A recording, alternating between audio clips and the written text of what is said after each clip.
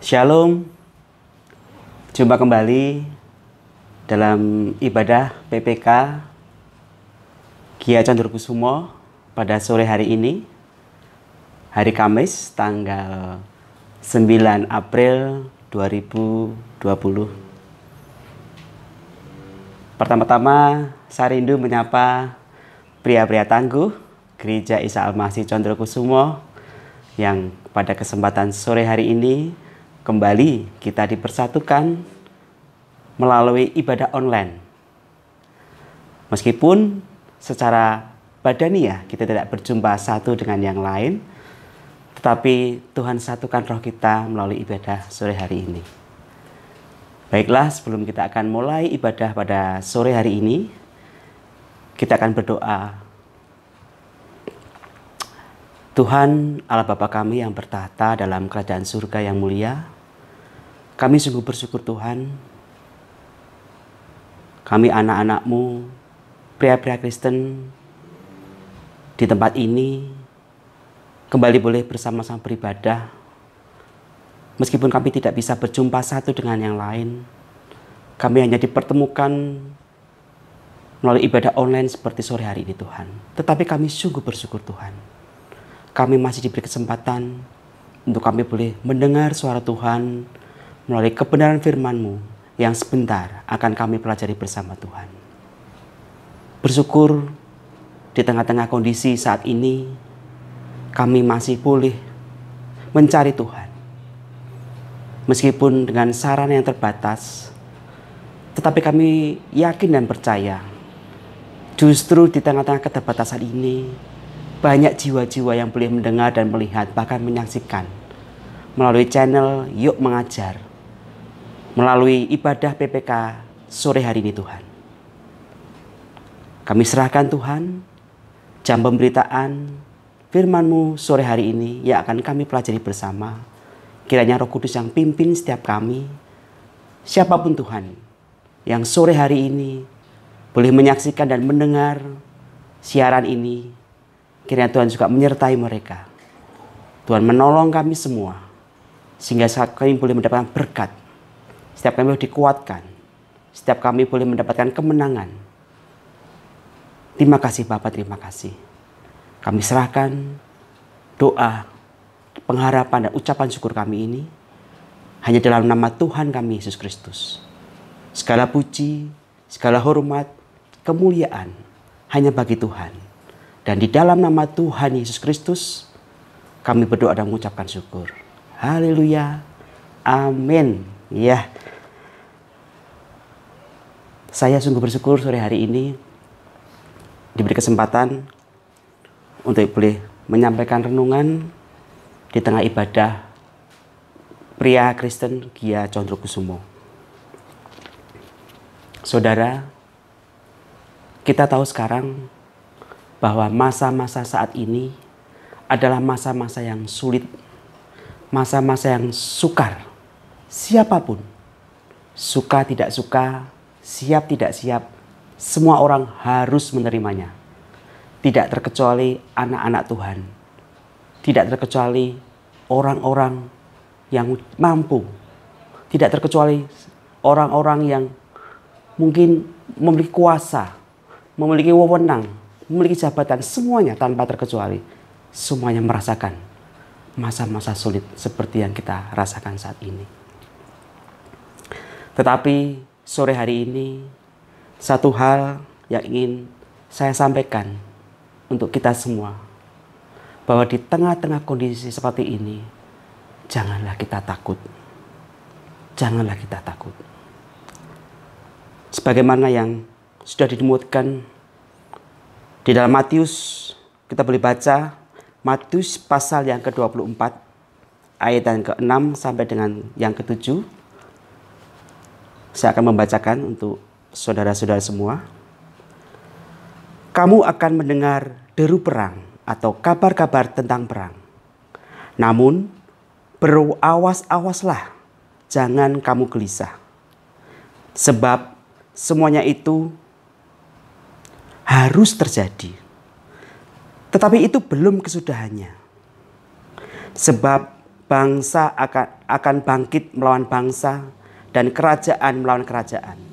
Akan ada kelaparan dan gempa bumi di berbagai tempat. Saudara, apa yang baru saja kita baca ini sudah kita alami. Bangsa sudah bangkit melawan bangsa. Kekacauan terjadi di mana-mana.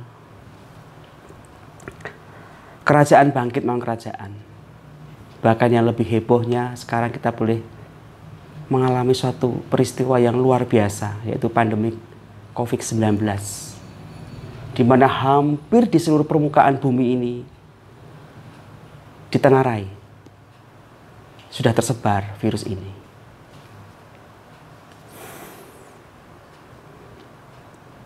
Nabi Yesaya menubuatkan di dalam Yesaya 43 ayat yang pertama, tetapi sekarang beginilah firman Tuhan yang menciptakan engkau hai Yakub, yang membentuk engkau hai Israel. Jangan takut, sebab aku telah menebus engkau. Aku telah memanggil engkau dengan namamu. Engkau ini kepunyaanku. Kita sudah ditebus. Kita adalah kepunyaan Tuhan. Sepantasnya kita tidak lagi takut. Karena Tuhan sudah membayar kita dengan lunas. Janji keselamatan bagi kita yang mau setia, hidup benar, sampai pada akhirnya.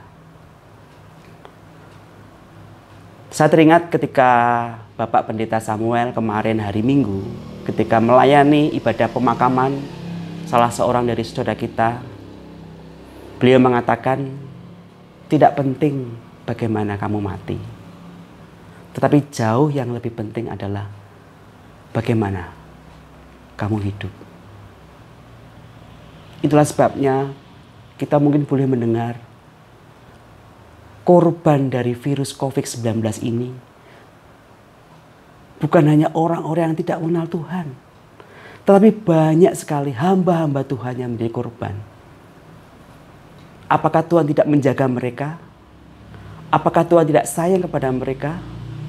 Mereka sudah melayani Tuhan. Mereka hamba-hamba setia. Bahkan notabene mungkin ada yang menjadi gembala-gembala gereja. Toh mereka juga kena juga. Virus ini sungguh sangat tidak memandang bulu bagi siapapun yang ada di muka bumi ini. Tetapi yang jauh lebih penting, bagaimana kita hidup.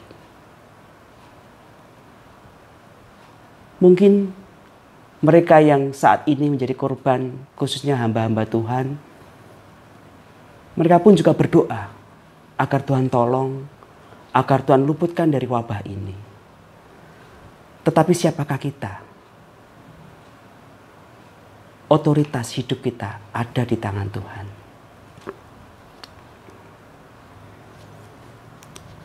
Saudara,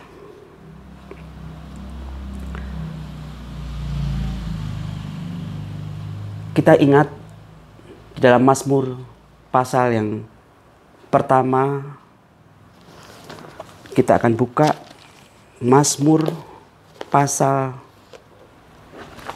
yang pertama.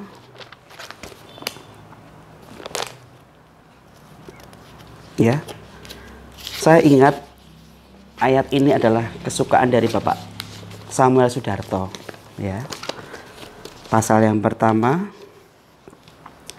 sampai dengan pasal pertama ayat pertama sampai yang ketiga. Demikian firman Tuhan. Berbahagialah orang yang tidak berjalan menurut nasihat orang fasik, yang tidak berdiri di jalan orang berdosa, dan yang tidak duduk dalam kumpulan pencemooh. Tetapi yang kesukaannya ialah Taurat Tuhan, dan yang merenungkan Taurat itu siang dan malam.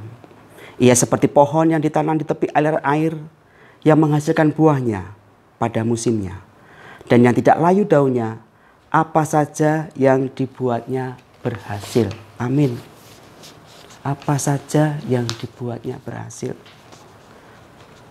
Mungkin di tengah kondisi seperti ini, seperti tidak mungkin Ketika kita mengamini ayat ini, apa saja yang kita buat, Tuhan buat berhasil.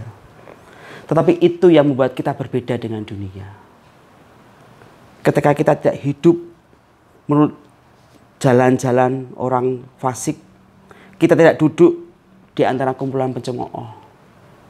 Kita lebih suka Taurat Tuhan, merenungkan, bahkan melakukannya. Tuhan suka. Tuhan pasti membuat membedakan antara kita dengan orang-orang dunia. Menghadapi situasi seperti ini, respon apa yang harusnya kita perbuat? Pria-pria Kristen yang dikasihi Tuhan. Yang pertama, jadilah pribadi yang tenang. Kita, pria-pria Kristen, pemimpin-pemimpin keluarga, bagi kita yang sudah memiliki anak, kita adalah ayah. Kita adalah topangan bagi mereka. Kita harus tenang. Kita harus bisa memberikan rasa ayem, mengayomi, melindungi mereka. Melindungi anak kita, melindungi istri kita, melindungi keluarga kita. Dari perasaan-perasaan takut, dari perasaan-perasaan khawatir. Menjadi tempat bagi mereka untuk bersandar, berkeluh kesah di tengah-tengah kondisi yang seperti ini. Mari kita buka di dalam 1 Petrus 4 ayat yang ke-7.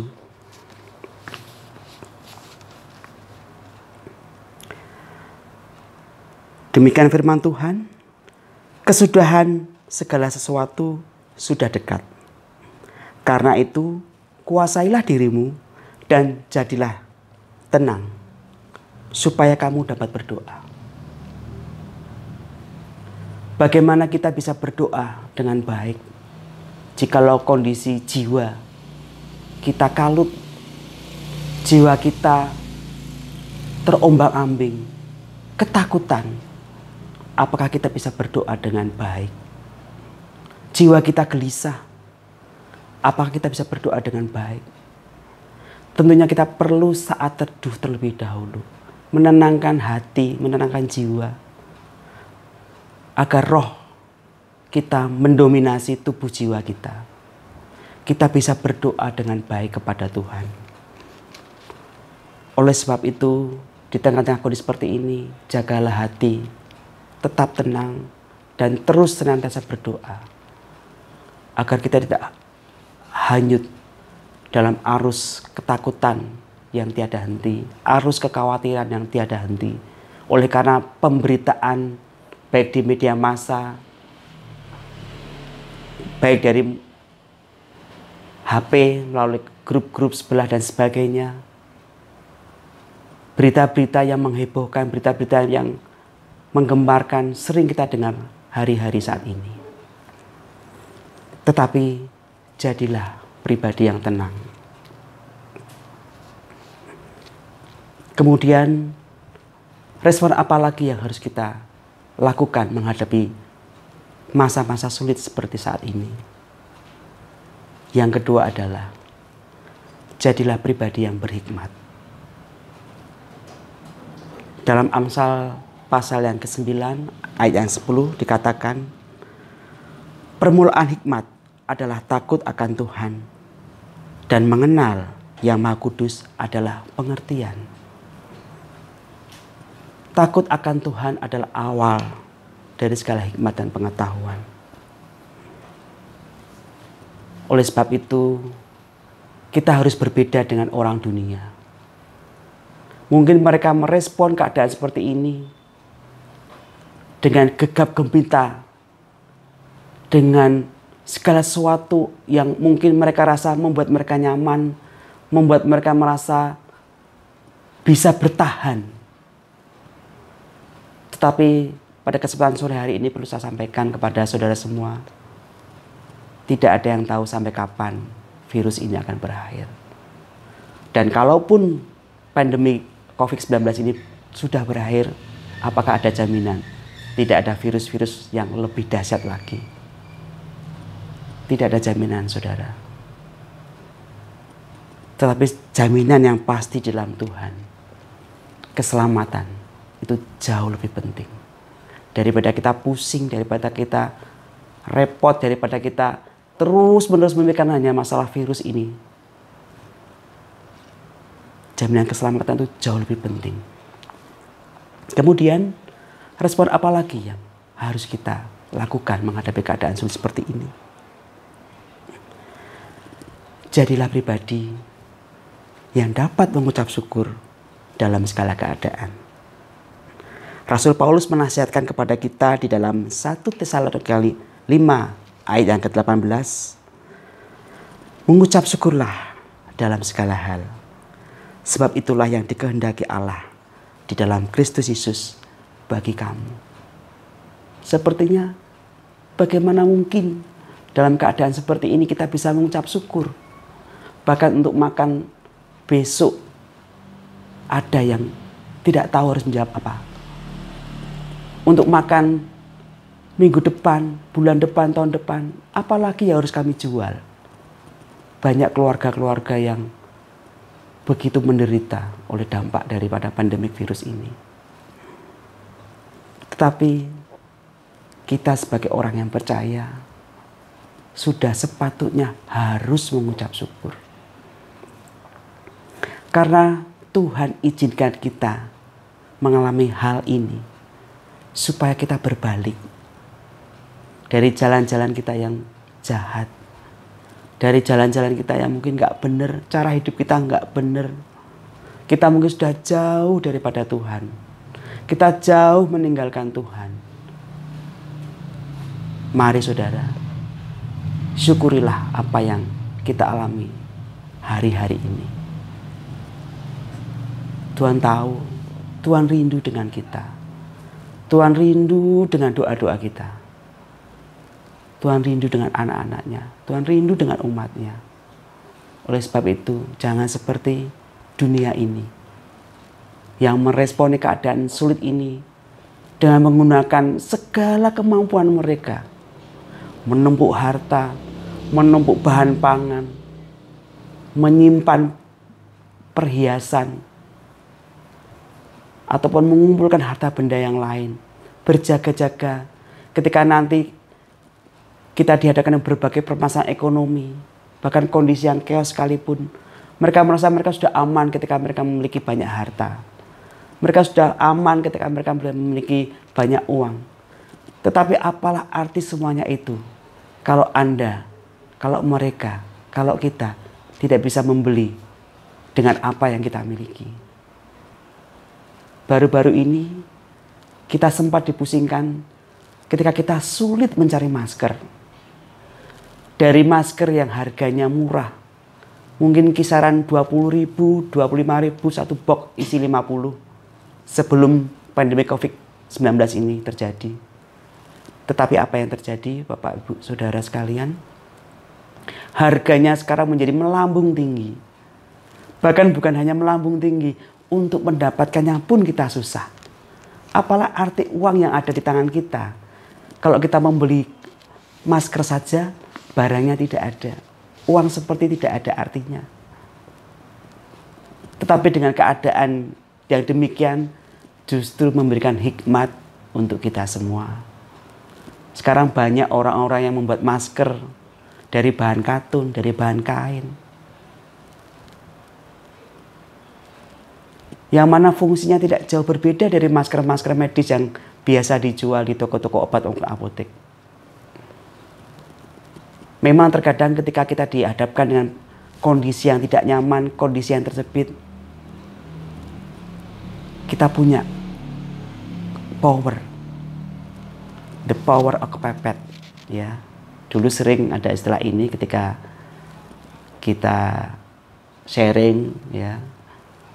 Ada namanya the power kepepet. Sama seperti keadaan seperti ini. Ketika manusia kepepet, dia akan menggunakan akal, menggunakan segala kemampuannya untuk mengatasi segala sesuatu yang mereka tidak dapatkan. Berusaha membuat, berusaha mencari, dan sebagainya. Pria-pria Kristen dikasih Tuhan, respon apa lagi yang harus kita lakukan menghadapi keadaan sulit saat-saat ini? Yaitu, jadilah pribadi yang berserah penuh kepada kehendak Tuhan, kepada otoritas Tuhan. Bukan kehendak kita yang jadi, tetapi biar kehendak Tuhan yang jadi atas hidup kita. Terkadang kita memiliki pengertian yang hampir sama antara berserah dengan pasrah. Berserah artinya percaya penuh dan menyerahkan diri kita kepada pimpinan dan otoritas Tuhan. Sedangkan pasrah itu artinya kita menyerah, tidak berbuat apa-apa, hopeless, kehilangan harapan. Jadilah pribadi yang berserah penuh kepada kehendak Tuhan dan otoritas Tuhan. Menutup renungan firman Tuhan pada sore hari ini, kita akan membaca di dalam Mazmur 91 ayat yang pertama sampai dengan ayat yang ke-8. Ini adalah ayat-ayat favorit di masa-masa yang sulit seperti sekarang ini. Mari kita akan baca.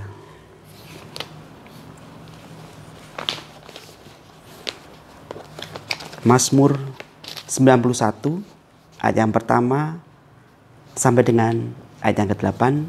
Demikian firman Tuhan. Dalam lindungan Allah, orang yang duduk dalam lindungan yang maha tinggi, yang bermalam dalam naungan yang maha kuasa, akan berkata kepada Tuhan, tempat perlindunganku dan kubu pertahananku, Allahku yang kupercayai. Sungguh, dialah yang akan melepaskan engkau dari jerat penangkap burung, dari penyakit sampar yang busuk. Dengan kepaknya, ia akan menudungi engkau. Di bawah sayapnya, engkau akan berlindung. Kesetiaannya ialah perisai dan pagar tembok. Engkau tak usah takut terhadap kedahsyatan malam, terhadap panah yang terbang di waktu siang, terhadap penyakit sampar yang berjalan di dalam gelap, terhadap penyakit menular yang mengamuk di waktu petang.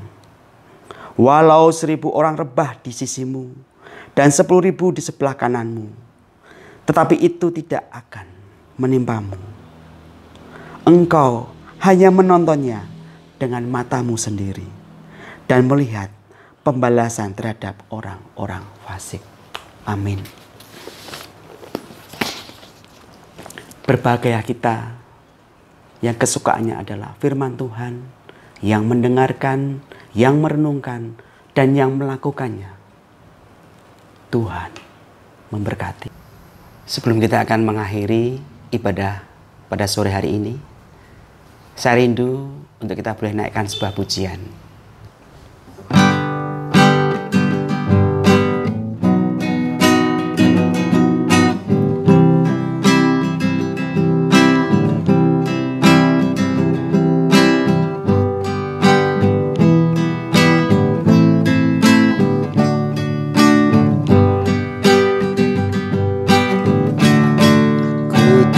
Tidak takut, sebab kau besertaku. Ku tidak bimbang, sebab engkau Allahku. Engkau meneguhkanku, bahkan menolongku. Kau batu karangku, Yesus Tuhan. Yesus memegangku dengan tangan Kau.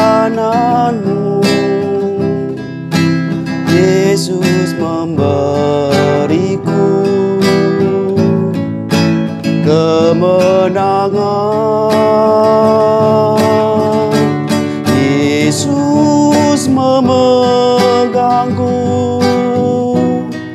dengan tangan kananmu. Yesus memberiku kemenangan. Yesus memegangku dengan tangan kananmu. Yesus memberiku kemenangan. Yesus memegangku dengan tangan kananmu. Yesus memberiku kemenangan. Yesus memberiku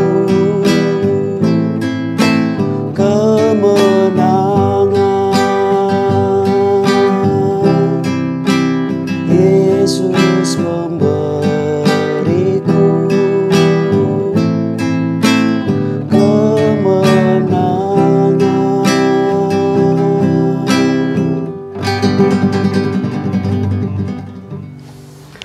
Mari kita akan berdoa. Tuhan Allah Bapa kami yang di surga, Tuhan yang kami sembah dan kami tinggikan di dalam nama Tuhan kami Yesus Kristus. Terima kasih Tuhan untuk kesempatan sore hari ini. Kami boleh beribadah, kami boleh belajar akan kebenaran firman Tuhan. Terima kasih untuk rema yang sudah kami terima. Dan biarlah kami akan mengimani Tuhan. Rema ini untuk kami boleh pelihara. Rema ini boleh tumbuh, berbuah. Dan buah itu boleh kami bagikan Tuhan. Bukan hanya kami saja yang diberkati, tetapi kami mau Tuhan, orang-orang yang ada di sekeliling kami pun juga diberkati. Bapa Surgawi, kami berdoa untuk bangsa dan negara kami, untuk negeri ini Tuhan. Kami berdoa untuk Bapak Presiden, Wakil Presiden, para menteri, pimpinan daerah, sampai ke tingkat yang terendah sekalipun Tuhan. Kiranya Engkau sendiri memberikan hikmat-Mu atas mereka, Tuhan, yang memberkati mereka, melindungi mereka Tuhan. Di tengah-tengah kondisi yang sulit ini Tuhan. Biarlah mereka terus memiliki hati yang mengasihi, hati yang mau berbagi, hati yang mau menjadi berkat bagi banyak orang. Kami berdoa juga untuk para medis, dokter, perawat, setiap gugus tugas penanganan wabah COVID-19 ini Tuhan. Tuhan yang memproteksi mereka dengan luar biasa Tuhan. Mereka adalah garda depan untuk menangani wabah ini Tuhan.